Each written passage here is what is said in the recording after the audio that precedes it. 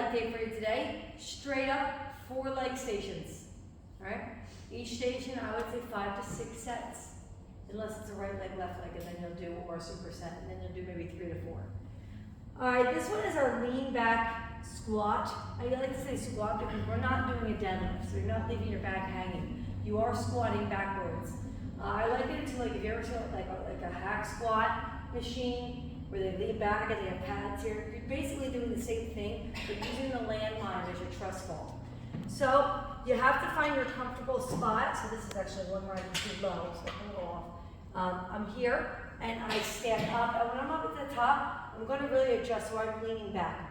If you are doing them here, and see how that pulls me forward, that puts my low back compromised.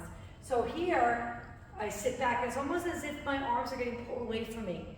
So I'm able to look up, if you want, fixate on a light or something up high, so your chest stays up and you go down as low as you can. And I stay back the whole time.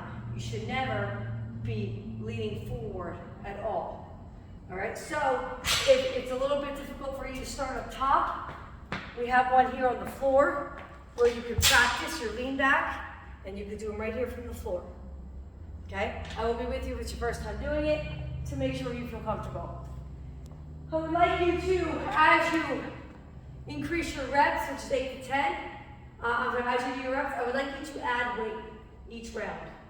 5, 10, 15. Keep adding that weight for your 5th or 6th set. All right? Next one over here. Right here. Bench supported RDLs. We know what these are. So you're going to put your calves up, back them all the way up. I want them touching. Calves, if you're short like me, it's pretty much the back of your knees. From here, dumbbells are going to go to the angle. Not totally in front. That's going to pull your back. I'll demonstrate this one.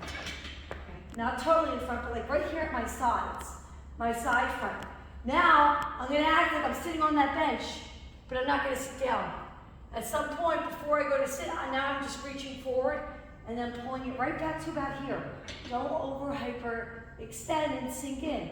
So I'm gonna travel down my legs, act like I'm gonna sit, but still keep my butt in the air, and then pull it up, all right? So you have, so we're here, 10 to 12 per leg. And then you have turf walking lunges. All right, so you can do a lightweight. I'm even going to throw the body bars back here to put behind your head if you want to, or you could do no weight.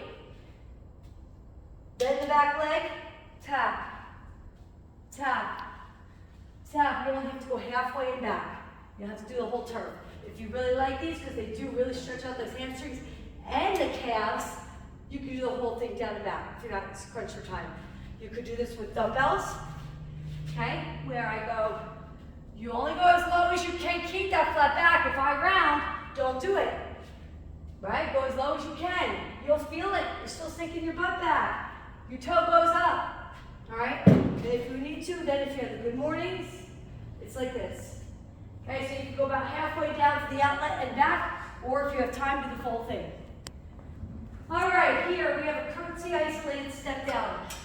All right, the handle goes on your hand, all right? So what we're gonna do is stand all the way up here, okay?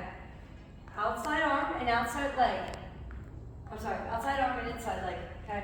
The outside leg is the one that's gonna curtsy down. So it has to pull back a little bit, all right? So from here, I'm gonna hold on to my post, and I'm going to slowly lower until I tap that foot, and then bring it right back up. Slowly lower, tap, bring it back up. It's not a big step down, but it's a nice killer on that glute.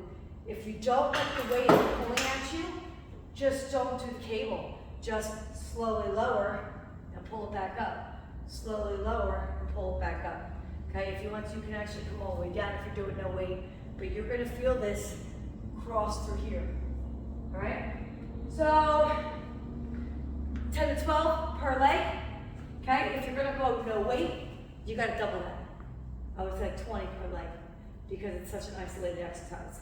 This one will be on the timer, all right? So we have every 30 seconds you were doing something, okay? And then if you went in between sets, you could take 30 seconds to a minute off, so you can always hold yourself accountable. Okay, so these are weighted bridges. You could do it with the ball or you could do it here. Okay, you're gonna sit on the floor. That's why the bow suit shifted up so your butt still hits the mat, but your feet are on the hard floor. Okay, you wanna get to a spot where when you bridge up, my head can rest comfortably. So you have 30 seconds right away with a dual bridge weighted. If you want, you could keep the weight for the single leg. You could do your single leg like this. You could do no weight. You could cross it over, which is the easiest. 30 seconds on this one, switch. 30 seconds on this one, and then you are back to your 30 seconds double. Okay, and that's all one set. All right, how you work the weight is up to you. I'd like to get you 2 minutes straight on those glutes.